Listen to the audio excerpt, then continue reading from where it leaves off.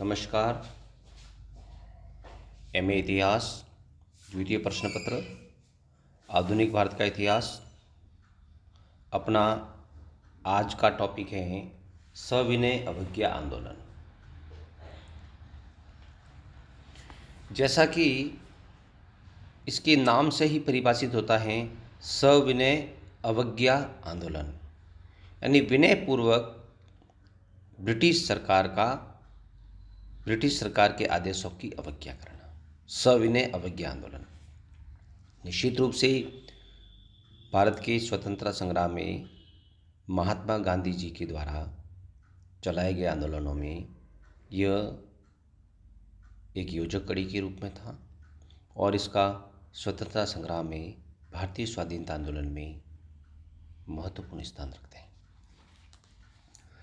हमें जानकारी होनी चाहिए प्रिय विद्यार्थियों कि सविनय अवज्ञा आंदोलन की पृष्ठभूमि क्या है, इसका फॉर्मेशन क्या है। The civil disobey movement started from March 1930। Civil disobey सविनय अवज्ञा आंदोलन की शुरुआत 1930 से महात्मा गांधी के नेतृत्व में राष्ट्रीय आंदोलन ने एक नई दिशा प्रदान की। इसकी शुरुआत सविनय अवज्ञा आंदोलन एवं दांडी मार्च से हुई। ऐसी क्या क्या परिस्थितियां थी जिससे सविनय अवज्ञा आंदोलन की शुरुआत हुई, इसके बारे में भी हमें जानकारी करना अति आवश्यक है। महात्मा गांधी द्वारा सविनय अवज्ञा आंदोलन विभिन्न कारणों से प्रारंभ किया गया। भारत की तात्कालिक परिस्थितियां एवं सरकारी रवैये ने गांधी जी को आंदोलन करने के लिए मजबूर कर दिया। भारत की राजनीतिक स्थिति 1928 में सर्वदलीय बैठक सम्मेलन द्वारा नेहरू रिपोर्ट अस्वीकार कर लिए जाने से भारतीयों में असंतोष की भावना व्यक्त हो गई। सांप्रदायिक राजनीति का भी उद्भव हो चुका था, जिसमें हिंदू और मुसलमान पृथक पृथक अपनी मांगे रख रहे थे। ऐसी परिस्थितियों में गांधी जी ब्रिटिश सरकार के रवैये से नाराज थे। इसी के कारण उन्होंने सविनय अवज्ञा आंदोलन करने के लिए मानस बनाया।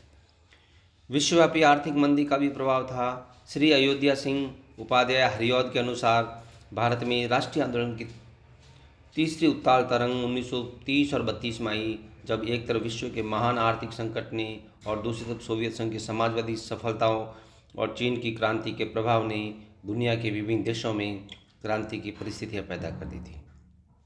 विश्वव्यापी आर्थिक मंदी का प्रभाव भारत की अर्थव्यवस्था पर भी बहुत बुरा पड़ा। भारत की समूची अर्थव्यवस्था लड़खड़ा गई।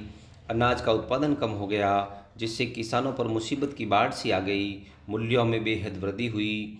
भारत का निर्यात कम हो गया, लेकिन अंग्रेजों ने भारत से धन का निष्कासन बंद नहीं किया। विदेशी वस्तुएं अधिक मात्रा में बाजार में आने से भारतीय कारखानों में उत्पादन कम हो गया। अनेक कारखाने बंद होने के कगार पर स्थित हो गए और पूंजीपतियों का दिवाला हो चुका था। फलस्वरूप मजदूर और पूंजीपति दोनों को सरकारी आर्थिक नीतियों से परेशानी उठानी पड़ी और इस प्रकार से भारतीय किसानों, मजदूरों, कामगारों और पूंजीपतियों में असंतोष की भावना व्याप्त हो गई, जो एक महत्वपूर्ण कारण माना जाता है।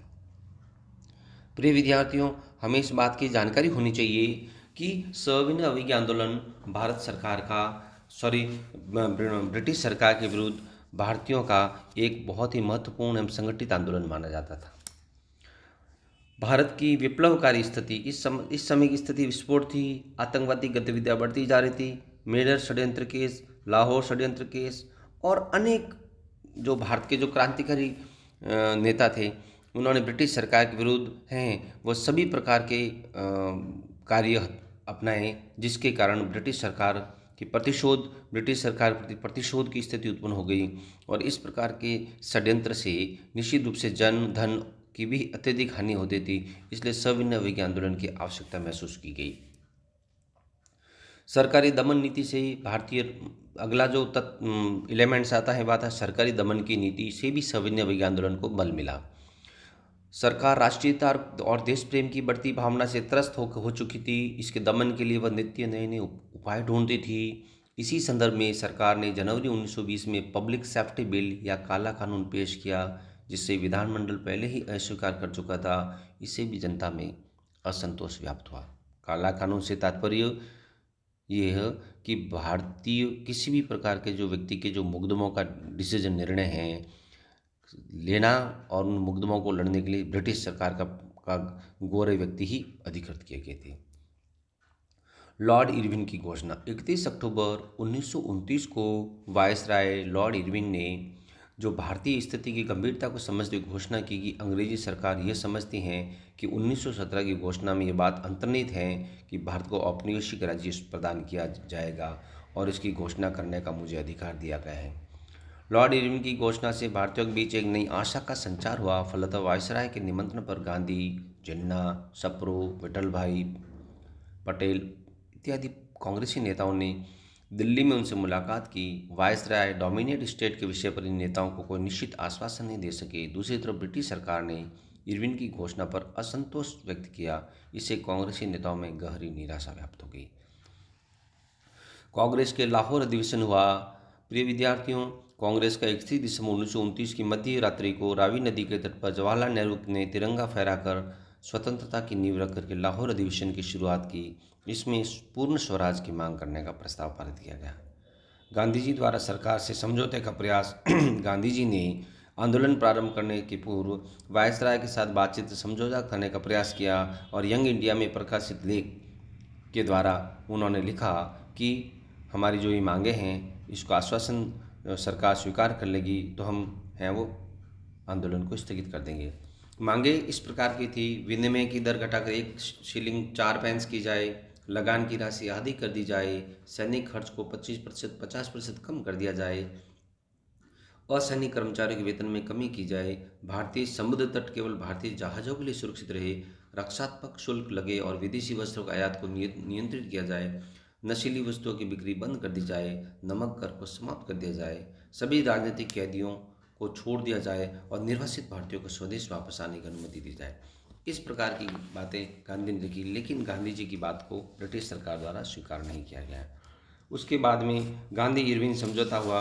गांधी इरविन दांडी मार्च की यात्रा हुई और दांडी यात्रा के द्वारा भी इस प्रकार की जो घटनाएं थी इनको है वो बल मिला। गांधी जी ने असहयोग आंदोलन प्रारंभ कर दांडी नामक गांव में समुद्र के जल से नमक बनाने का निश्चय किया और 12 मार्च 1930 को उन्होंने 79 सहयोगियों के साथ साबरमती आश्रम से 200 मील की दूरी पर समुद्र तट पर बसे गांव दांडी के लिए निकल पड़े। उनके इस निर्णय की सूचना पाकर अनेक उत्साही व्यक्ति, कार्यकर्ता, किसान, मजदूर उनके साथ हो गए।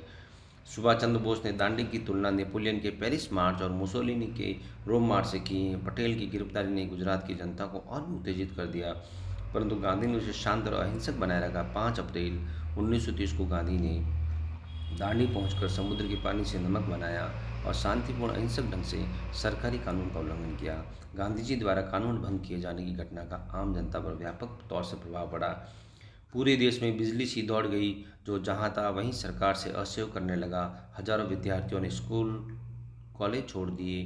अनेक लोगों ने सरकारी नौकरियों से इस्तीफा दे दिया। किसानों ने लगान देना बंद कर दिया। मजदूरों ने हड़तालें रखी और प्रदर्शन किए। सारे देश में तूफान सा आ गया। सभी लोग अंग्रेज राज्य के खात्मे के लिए कमर कसकर तैयार हो गए। विदेशी वस्त्रों की होली जलाई गई। सरकारी दुकानों पर धरने दिए गए। आरंभ में सरकार ने आंदोलन को गंभीरतापूर्वक नहीं लिया एवं उसकी उपेक्षा की, परंतु शीघ्र ही स्थिति की भीषणता का उसे आभास हो गया। अतः उसने नृशंसात्मक कार्य करके आंदोलन को दबाने की चेष्टा की। सत्याग्रहियों को पकड़ कर जेल में भरा जाने लगा। अनेक व्यक्तियों को सेना और पुलिस की गोली का शिकार होना पड़ा। कांग्रेस को गैर कानूनी संस्था घोषित कर दी गई और 15 मई 1930 स्वयं गांधी जी को गिरफ्तार कर लिया गया। इस प्रकार सविनय अवज्ञा आंदोलन ने भारतीय राजनीति में एक महत्वपूर्ण और श्रेष्ठ कार्य किया, जिसके फलस्वरूप हैं वो भारत में स्वतंत्रता आंदोलन की एक नई नींव रखी गई। इसी नई नींव के परिणाम स्वरूप भारत में आज़ादी के लिए ब्रिटिश सरकार के विरुद्ध जो एक व्यवस्था तैयार हुई थी, उस व्यवस्था के द्वारा है वो विशाल स्तर पर ब्रिटिश सरकार का प्रतिशोध किया गया और सविनय अवज्ञा आंदोलन निश्चित रूप से भारतीय परिप्रेक्ष्य में एक सफलता आंदोलन का एक सफल चरण माना जाता है। धन्यवाद।